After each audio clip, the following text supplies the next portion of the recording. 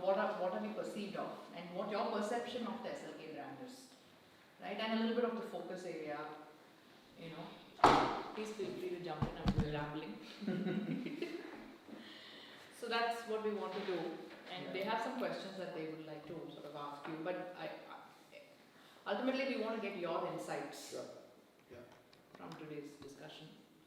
So basically, in a nutshell, the journey till now and where do we want to go? Okay. Should I start? Yes. Go for it. And we'll make it conversational, like you said. Right. So, when we started, this is our 21st year now.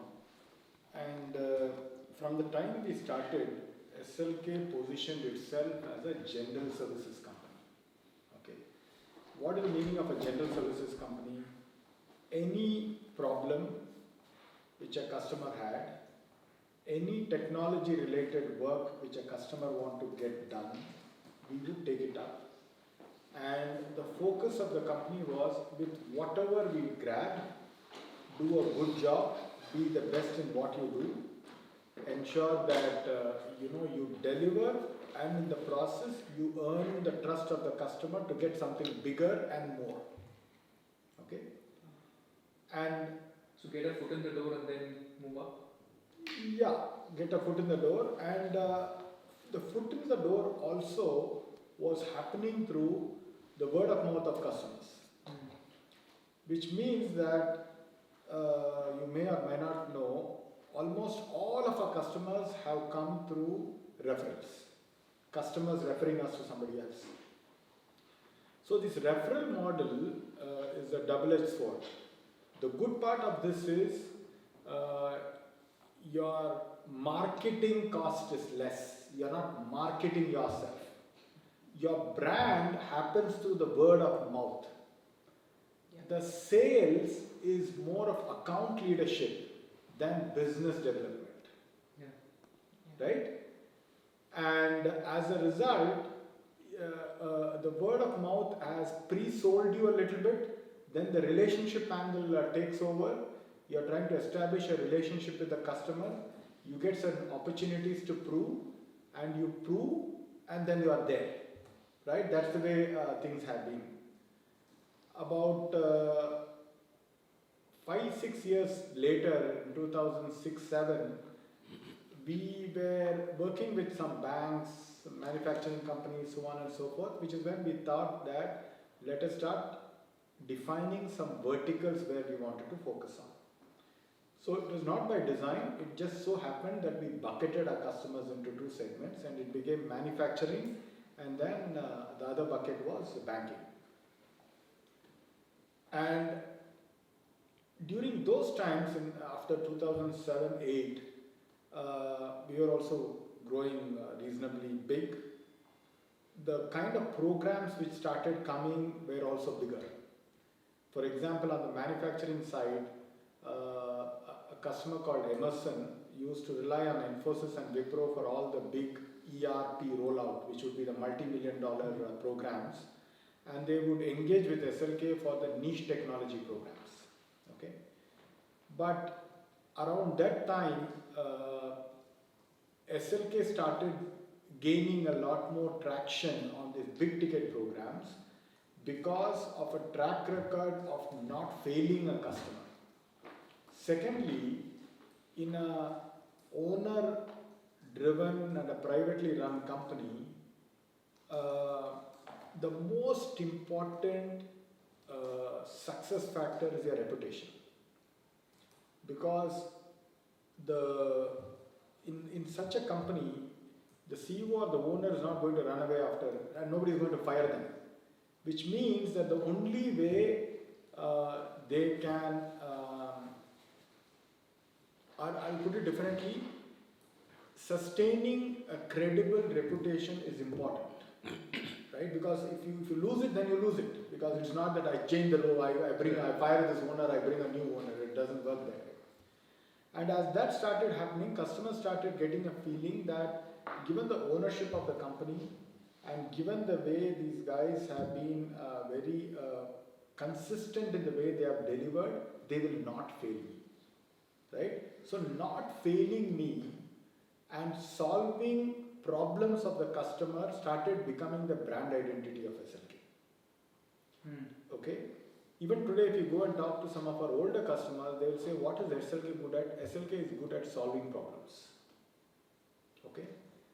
And again, it has its pros and it has its cons. Okay? When you're talking about solving problems, you're talking about a problem which others have tried, they have not been able to get it, and they are trying to solve.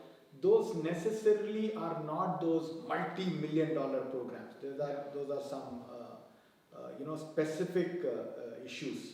Okay, but it is around that time, 10-11, that SLK also moved away from the small project, small program kind of an engagements to more large, multi-million, programs and customers transitioning big chunks of work from an Infosys and a Wipro to us. Things started, getting bigger. So Nish, I have a question there. We are still seeing a lot of project-based work coming our way, right? We don't have those 3-year, 5-year, 10-year contracts. Why is that happening? Absolutely. The reason for that is we have not been able to come out of that project thing. That's how you started, and that's how you started getting bucketed.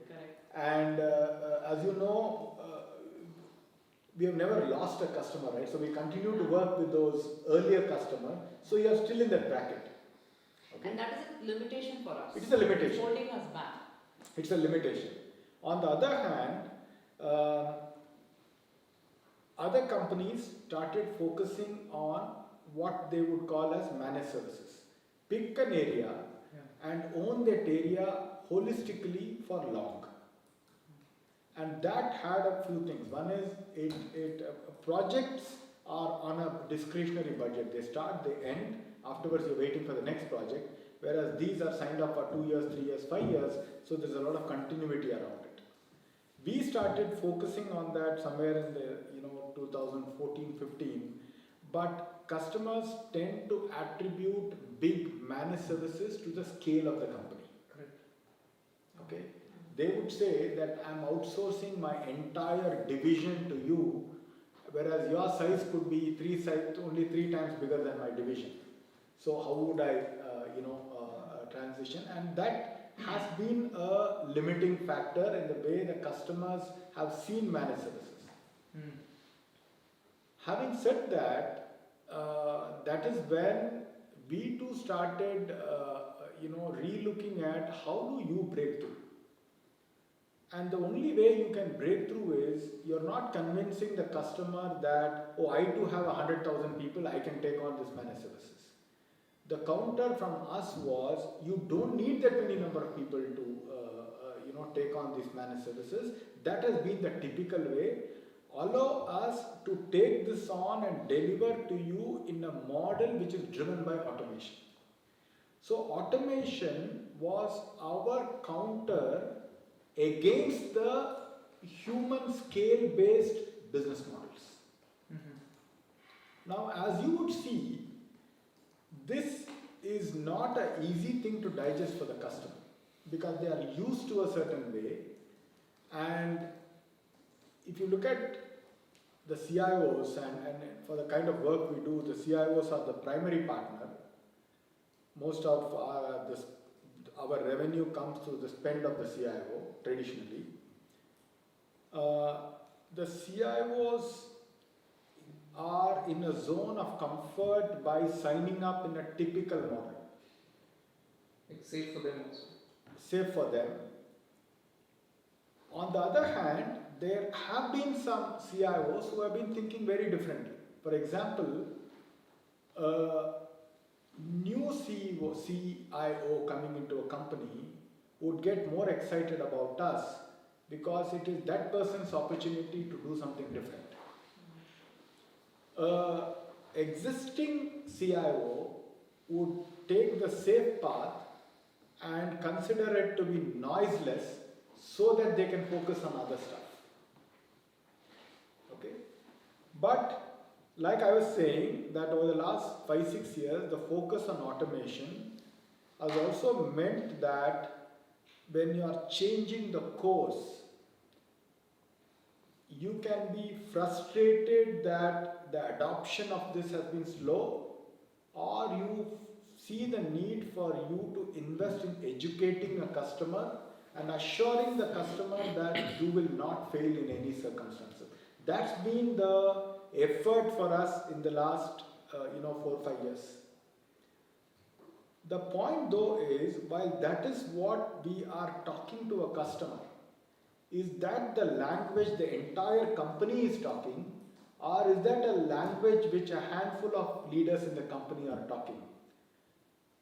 To be honest with you, I think that's a language with a handful of people in the company are talking, that has not necessarily become a culture in the company, and that's not a story which the whole company believes is what we are offering to a customer. Which means we have not done enough in branding the company and educating the company internally and externally on what we really are up to. You see where I'm going? Then, in the part that I've spoken to you quite a bit on the AI side, I'll not go into that zone, but that also is an effort towards furthering our belief that automation is the way for these big transformational programs, not through adding hundreds of bodies. Right? So, I hope you are getting where we are up to. Now, as customers started to get bigger, customers knew a few things. One is, and we have been very vocal with customers also, that we are not in the game of trying to sell ourselves. Many customers have asked us, right? Consolidation of IT companies, smaller companies consolidating into a bigger one. So what's the plan of SLK? Is it going to sell itself? I think we've been very, very clear with customers that we are not planning to sell SLK, and SLK is not up for sale. So that also becomes an assuring factor for the customer to look at some very strategic partnerships. And that is how the partnership with Voya happened. The equation with Voya is we have a joint venture with them. And the joint venture is fundamentally because of 2-3 things. One is, this company is here to stay. Secondly, they have experienced SLK as a company which has been very consistent. And thirdly, they also know that by culture we are very intimate with the customer. These three help Voya to make a strategic decision in a joint venture with us. And we see the new customers who are coming our way, to take CNA Insurance, a new customer. New customers see SLK through the new frame which we are portraying. The old customer continue to look at SLK through the old lens. Right? Yeah. It is like, for me, my son and daughter, though they have grown up, are still what they were at a young age. Right? Whereas when they get into a job, they look at them very differently. Same thing is happening with us, with our older customers and with new customers. So how are the new customers looking at you? New customers look at SLK as fresh air and a partner for transformation. If you take one of our new customers in the last 2-3 years, is CNA Insurance. And today CNA is our biggest customer. And all the business with CNA is through automation, is on the platform of automation. So these, even on the AI, the biggest adapter, the fastest adapter of AI from SLK into their setup is CNA Insurance. So the new customers see our new story, though it could be told in a much better way, whereas our older customers, that movement has been very slow. From a services portfolio, Girish, how is it what is the pie look like? What are the different chunks? Yeah, so before I answer that, like I was saying earlier, we started off as a general services company. We continue to be seen as a general services company. Now, what's the difference between a general services company and a specialized company? A specialized company picks its spots, invests in those spots, and they bundle services, platforms, and outcomes in those areas. Whereas in a general services company, you are trying to tap into every piece of the CIO's budget pie. Okay? And in the last few years, we have tried to pick our spots. Okay? And now it's becoming a lot more clear. Ajay in his strategy outlook has defined those 5-6 areas which are our strategic spots which we want to focus on. And so directionally, we are clear that while yes, we are not going to say no to business, we will specialize in certain areas. So that is one way to elevate ourselves from a general services company into a company which specializes in a few things. And that also gives us the brand permission, which is what I was talking about last time. So we need to gain the brand permission from customers to sell more upstream. Yeah, absolutely. So which are those areas that you all have identified? There are 5-6 areas. One is what we call as IT ops, which means that today, if you take a bank or an insurance company, majority of their human force is force working on the operation side. And it has been that way for decades together. Our focus through that is taking on operations processes and delivering it on the back of automation or automation platform. So that is one. Similarly, digital is a spot like any other company these days. Data is another spot. Service management, as we call, is another spot. And I think my colleagues will give you a lot more details of it.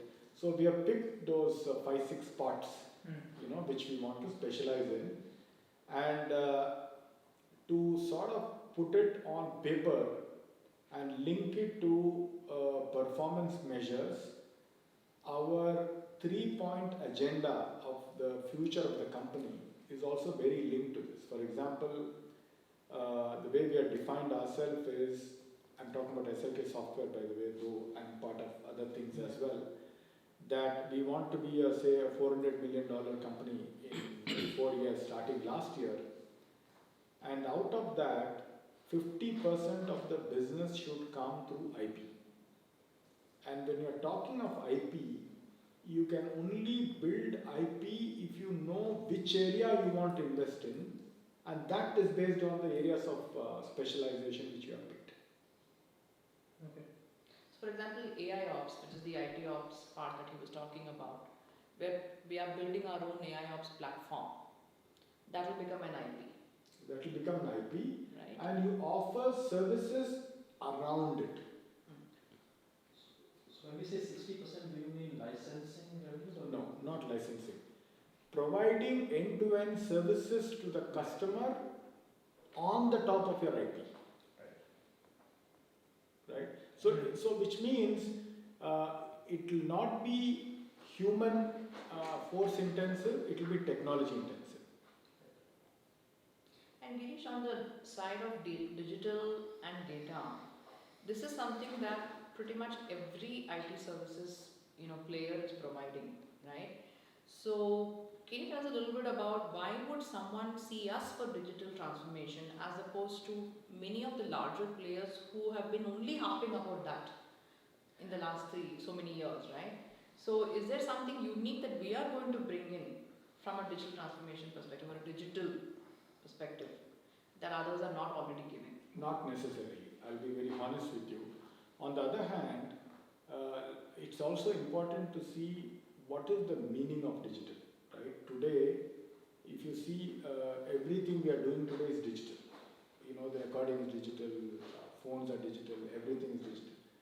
Today, I'll step back a little bit, right? When we started, the focus was more on digitization, which means take things away from paper and convert it into digital files. Now when we say digital, how do we help our customers, our stakeholders and internal employees use apps or applications to interact with me rather than any other sources, right? That's the way it is defined. So towards this, every customer is investing in this in such a big way that the pie is very much available to be shared by a multiple set of people. If we don't do it, then you lose, that It's an part of the opportunity pie. cost, yeah. You lose that opportunity. Yeah. Okay. Is SLK doing anything significantly different and special in the area of digital? Not yet. But are we equipped and are we doing things as good as what others are doing? Yes. For example, digital, data and cloud go hand in hand, right? Which means as a company today, if you are not capable in these spaces, you are not in the game. You are not in the game. Because now this has become brass tacks. This is like table stakes, right? Exactly. And as for example, when customers are consolidating their traditional IT applications, thousands of applications into maybe hundreds of it, simplifying it, rewriting it to be running on the cloud, that whole piece comes under the umbrella of digital, right? And data, cloud, all of it is encompassed in it. So which means to me it is an absolute hygiene imperative to have those. On the other hand, if you take things like say IT ops, there companies can pick and choose whether they want to be in that space or don't want to be in that space. We have picked to be in that space, which means in that area you have to have something significantly different, which is why all our investment in AI and automation is more towards that space. Right. Girish, I'm just trying to understand this better because what you're talking about is we have a play at the bottom of the pyramid, or what I want to say middle of the pyramid, from a managed services play, and then from a approach to market perspective, it's more top of the pyramid, which is the AI and automation story. So this distinction remains, or is that we go to market as an AI-led automation company while we offer these services, or is it, or are we going to play only there in the future? Not necessarily. Can I go and get a slide? I can explain it through a slide. Sure. Can Where- I send it to you? Yeah. Give me a If I were to as an outside-in perspective, I'll say, is SLK software IT services company? Are we an engineering company? Are we a digital company? Are we an automation company? And the moment we say any of these four things, there are different meanings to it. And then if you say we are an automation company, then you're also playing in the likes of a Rockwell or a Fanuc or so on and so forth also. So that is why I said there at the bottom and the middle we have a managed play, and at the top we have a slightly different approach. So before I answer that, let's have a look at this, okay? See, today, typically from a pure business operations and technology perspective, what are businesses doing? Let's look at the top left, okay? There is one strategic focus of our customers, which is about how do they reimagine their business and how do they transform, right? Which means what are my new growth strategies? What are my game changers? What are my differentiators? How am I going to redefine my customer experience, right? So if you take our own customers, banks and insurance companies, whoever it is, there is one segment of focus around that. Then if you look at the middle, there is the IT team, there are the operations team, and the efficiency of these teams determine how agile is a business to serve its customers. Correct? And there is also focus on looking at technology and operations separately is a very legacy thought. Now there's a lot of focus on integrated, which is called tech and ops. Okay, there's no line between the two. And how do I simplify my operations and technology, right? That's the second four. The bottom segment is my business as usual. How do I keep my lights on? How do I keep my things going and all that? Typically, if you see in any enterprise, 60 to 70% of the budget is spent on the bottom segment. Right? That's where the managed services and all those things originate. The middle segment is gaining a lot of ground because the more you deal with it, you simplify your bottom segment. Instead of spending 100 million into 5 years 500 million on that without any value just to keep it on, how do I focus on the middle segment to rationalize it so I don't spend that much money on this? Okay? The segment at the top is what is going to grow the company. So this is the tracks of focus, and whose KRAs are there is what you see in the second column. If you look at the, now the third column is very important. When you look at disruption, transformation, which is where SLK has defined itself. If you go and look at our vision statement, I hope you have a chance to look at it. Fundamentally, our vision is about challenging the status quo. The more you play in the bottom, you are aligning to the status quo. The more you focus on upwards, you are challenging the status quo. Now, when you want to do it, the third column becomes very important, which is, okay, what is the appetite for disruption? Right at the bottom, if you go and sell any disruptive solutions to them, they are going to push you back. Right. On the other hand, that's where 70% of the spend is. Okay? Whereas the people at the top know that any disruptive, newer ideas are great for them because they are figuring out newer ways to shape their business. And now if you look at the extreme right, B-Labs is providing the SLK group openings into the top segment. If you look at all the stakeholders or sponsors on what we are offering on the AI side, it is that level of people. Okay. Now, and that level of work cannot be in isolation. It has to be in synergy with rest of the things. Now, before V-Labs, SLK's play was at the best until the mid portion. So, which means that you are only visible to the CIO and downwards, and sometimes to the chief digital officer downwards. Now, with this is, you are now in the radar of the CEOs and all of them. And the more you prove your credibility there, you are in a better position to win big on the bottom two portions. So from a business positioning and leverage, this is our strategy. And even in the bottommost segment, like I said earlier, we have picked our spots. There are some 5-6 spots we have picked. Right?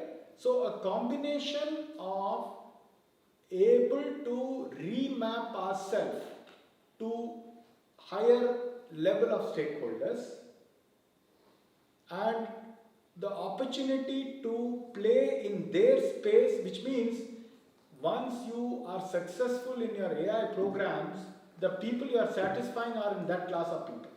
It helps us to influence the rest of the organization a lot better. You see where I'm coming? That's the way we are repositioning ourselves, and that also helps SLK get better visibility and positioning across the board. Agreed. Which is what we were talking with Parth also. It's more top down. It's a CXO conversation of where we are solving or we are disrupting. Then with that positioning, with that approach, then you're able to make more sense at the bottom and the middle. Exactly. So for example, if we approach the bottom like we all agree, there is going to be resistance. Yeah. On the other hand, if the guys at the top are convinced with what we are doing for them, their ability to influence the bottom is very high. So this also takes care of your question. Yeah. How does the other services fall into place? If we are going to, so if that's the case, then we talk about automation at the highest level, which means that the other services will any which way benefit because of that Exactly. kind of a position. Exactly. Now let's look at what is the meaning of automation. I think you brought up a good point. Automation is one of the most generic word one could see, right? You connecting this to this was automation as well, right? So what is it that we are talking? Even within enterprise, automation means different things to each of these buckets. For the bottommost bucket, if somebody is raising an issue ticket, if reading those issue ticket and making sense out of it can be automated, it's a big ticket automation. But for the person at the top, it does not matter to me. You are supposed to do it anyway. For that person, what is automation is, today, if a customer is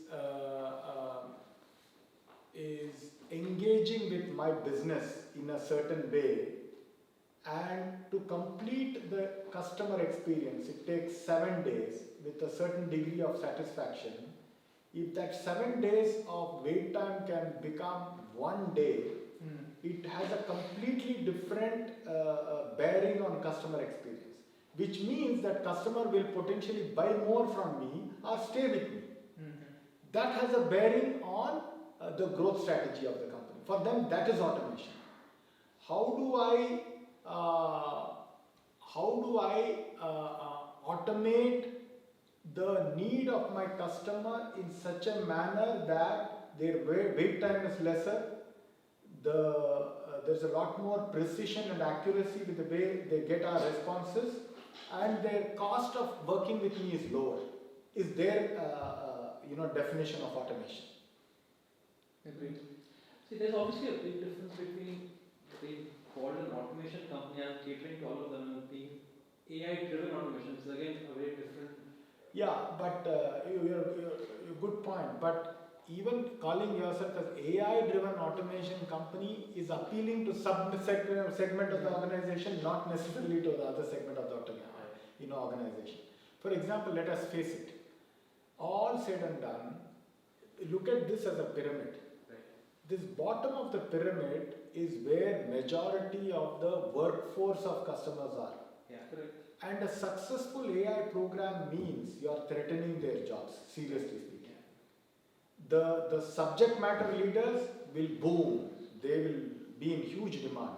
But the people who are doing repeated things will be challenged.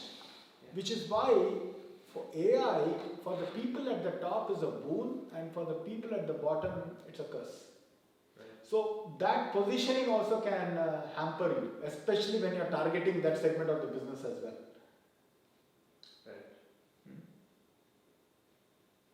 But the other thing is, when we say, AI-led automation, it's sort of taking us a little bit more into the future, right? And it's also helping us set ourselves apart from all of the other automation players who are currently there in the market.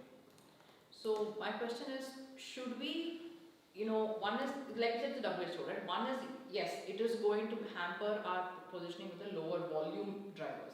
But what about the folks who are actually going to see us for who we are eventually? And what about the other companies that will eventually get there? It's not that everybody's going to be doing only Which is so why. should we believe? Which is why I think we should position what SLK is, what SLK software is, and what VLabs is in a unique manner, but say that the synergy of this as a group is what differentiates you. Okay. That would be my thought.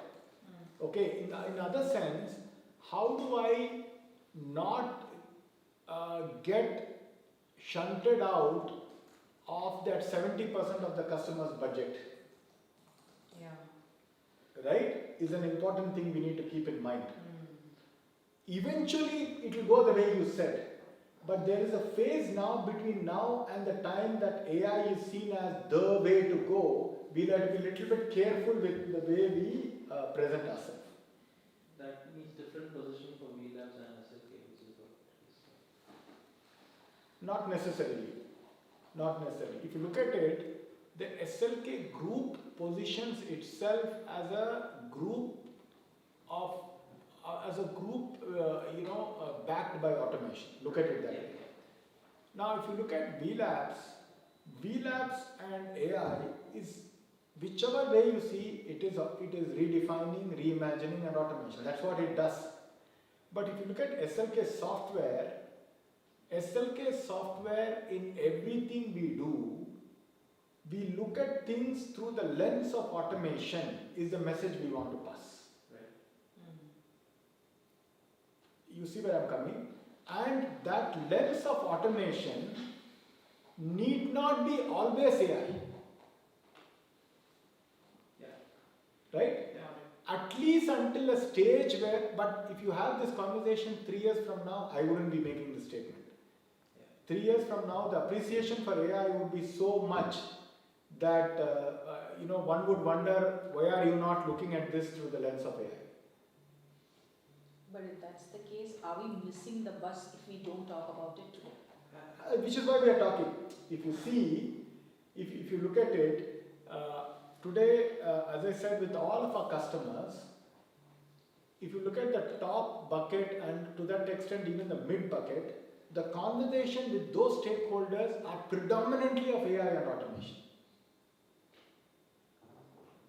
But those are with existing customers. Even with new customers, right? For example, you take Crawford, you take all those new prospects which are there. Lot of them is on the back of this AI automation. So to me, what is going to be important is how do we stitch the synergy between VLabs and SLK software is one way to distinguish ourselves. So which means we are no more a general services company. And on the other hand, we are not getting ourselves away from the business as usual stuff. What is helping us transform is our AI and automation approach to things. I think how we stitch this together is what will help us distinguish. Here's another question. So a lot of organizations are talking of building the cognitive enterprise. Do you see a difference in the term AI and cognitive? It's very inclusive. Okay. When you talk about AI in its real form, cognitive is very much part of it. Right.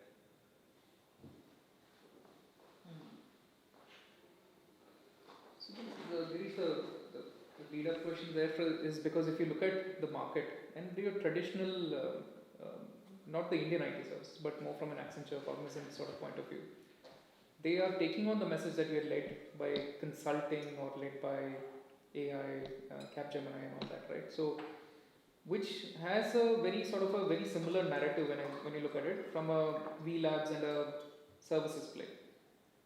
Are we then late to the party or are we early to the party? Early to the party, I'll tell you why. You take even our recent customer, CNA. I'm talking about it because it's a new customer. CNA has two partners, Accenture and SLK. SLK for AI, CNA for others. So then we are a hidden story. Pardon me? Our problem is that we are a hidden story. We are a hidden story. We are definitely a hidden story. Which means the way, like I said, right, maybe in those companies, the whole company has a common story which everybody says. Yeah. Here, some of us tell a story, the rest of the organization is telling a different story. So where does this come from then? Because it's Honestly, we have never had a Purnima ever in the company. I mean, as simple as that, yeah. We have never appreciated the need for a role like that. Pressure. Okay, which means today, you look at it, right, even at SLK, 90% of our business comes from the bottom and the mid segment. correct. And those, as much as in the customer place, we have leaders here mapped to those roles.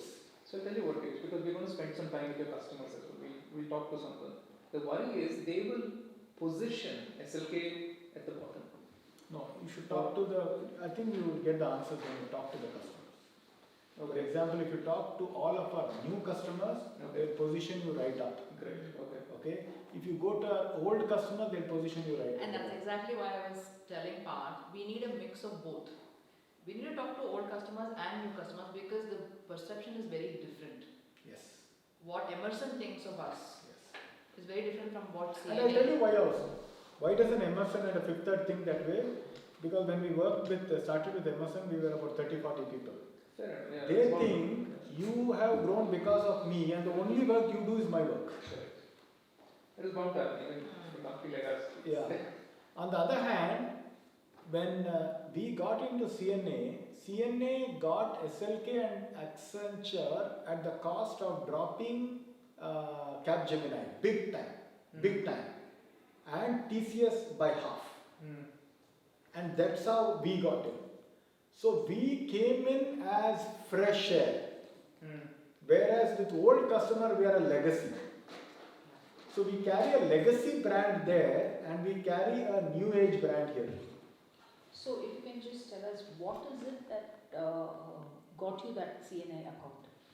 CNA came again to a reference, but when you got referred to an executive level and when we started meeting them and when you are talking, the first set of opportunities which came our way and which impressed them was in that automation plane. And then we started getting branded that way. So we started with a test automation project. Today we do about 25-26 million with CNA. Everything is on automation. So That's an important point because so I'll come to that also later. But from say about 4 years back, we were seen as a testing company or testing-led company. That has changed. No. Testing today is about 20-21% of our business. But the reason you would have framed that perception is every time you talk to Parth, you'll only talk testing.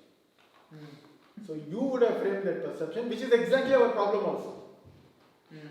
See, and now if you talk to Parth, Parth will only talk AI, which means you will think SLK does AI and nothing else.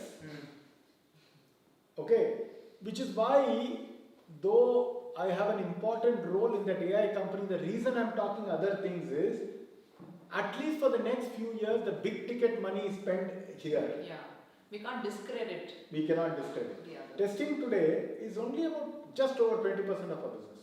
Okay. So then, how is VLabs playing out from a brand perspective? When you go to a customer, are you saying SLK or is there? No, how is we that call it VLabs as we call it as VLabs backed by SLK. So in fact, So a that's a good CNA, for segue to example, VLabs. Yeah, sorry, go a ahead. CNA you went in as VLabs? Yes. CNA, we had AVO also. CNA, we started off as, we have been working with them for 3 years. Okay, yeah, correct. VLabs happened 7 months back. Yeah. CNA was test automation, so there is an AVO play in that QA QE. In So, terms of the a net platform. new, Yeah, a platform. net new customer you'll be going as what then? Net new customer, no, it's okay. So for example, if I have to run a campaign on AI-led automation, my question would be, will it be SLK and VLabs logo in that campaign? But how will the market understand the correlation That's between what we need to figure out. That's one. And my other big worry is, or not worry, I would say concern is, what is our, and this is to do with VLabs, because right now our entire AI capability is acquired through VLabs. Correct? We didn't have that before VLabs came in. Now, will VLabs be a part of the SLK story for the next 5 years to come? Because this is an acquisition and we're also incubating as a startup, right? So, what happens if VLabs goes away? Which is why I would keep it as SLK software and VLabs. We need to find a way to tell that story. See, there are 2 reasons for that, right? One is, the moment you mix VLabs into the services segment, the value of VLabs won't be appreciated. So let me And put it many this way, companies if you are look at sensitive. Google has a Google Labs or a Lockheed Martin has a Skunkworks. They operate as 2 entities. People know it's part of the same sort of ecosystem, but they operate as 2 entities. But are they, So- for my education, are they addressing the same stakeholders of customers? In the same stakeholder, Lockheed Martin will make, say, for example, the avionics, but a Skunkworks will come and say, I will change the way planes fly. Maybe an example closer to home is Edgeverb and Infosys. So Yeah, obviously- maybe, yeah. Yeah. You can look at it that way. Okay. You can look at it that way. And what we are also, the story we are also telling our customers is, see, let's look at how this AI thing works. Let's imagine that there are 100 things flowing into the AI engine. Out of that 100 things, 60 to 80% of the stuff will be handled by AI. And 20% of the stuff will AI yet go through a process which involve humans. If you are still an AI company, who takes care of this? If you are a manual company, who takes care of this? When we talk about a group, we take care of this end to end. Right. That's the way to tell the story. Okay, because the biggest concern with AI for customers is what is the level of accuracy, how much can you get it done, right? And you say that your accuracy level is 60, it will go to 70, it will go to 80. What happens till then? Who's going to take it to the 100%? We say we will take it. We take on the full process. Our processes run through AI. Whatever is not dealt with AI runs through the manual process, and the customer gets the final outcome. That's the way the story has to be told, in conjunction. So then, Girish, we've talked about wins and why we've succeeded. Why have we lost a deal or a couple of deals? Many, right? We have lost deals fundamentally because we have not packed it with two things. Packed it with IP. Second is lack of enough case studies. Today, we live in a world where Correct. the first question is, please tell me where have you done it? Okay? You too would have faced it in your business, right? In some cases, you can tell where have you done it. In some cases, you don't know where you have done it. And then, as I said earlier, majority of the buyers want to take a safe path. Okay? And then you end up losing this. You still win some, basically because there are leaders who want to take that risk with you because they get something more out of you. So it's not been price and... Not at all price. Not at all price. In fact, we are not very cheap. We're not cheap. It's not at all price.